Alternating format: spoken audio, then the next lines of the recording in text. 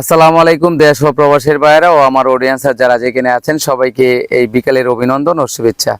আজকে নির্বাচনী কিছু বিষয় আলাপ করব, সেই আলাপগুলো গুরুত্বপূর্ণ এবং আপনাদের কাজে লাগবে। তো আপনারা জানেন যে আমাদের নির্বাচনী কার্যক্রম চলমান রয়েছে আমাদের বাংলাদেশে।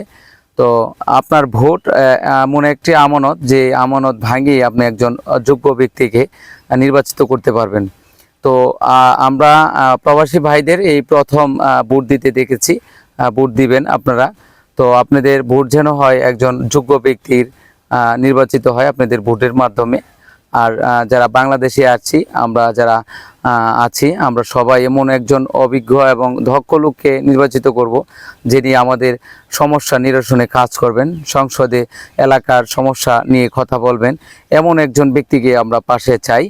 আর 5 বছর যিনি থাকবেন, তার মাধ্যমে যেন আমাদের কোনো ক্ষতি না হয়ে যায়, এমন একজন ব্যক্তিকে আমরা নির্বাচিত করতে চাই।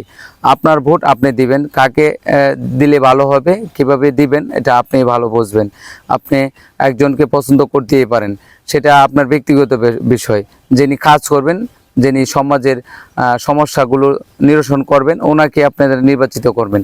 তো আপনারা যারা যেখানে আছেন অবশ্যই আপনার ভোটটা একটা আমানত, এই আমানতের যেন কেনত না হয়, এদিকে খেয়াল রাখবেন।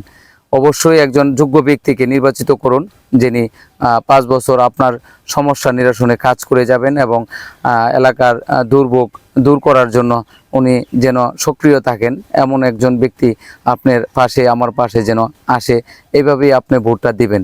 তো আপনার ভোটটা হচ্ছে আপনার আমানত, এই আমানতের কেনত করবেন না। যে যেখানেই দেন আপনার বুঝেই আপনি ভোটটা দিবেন।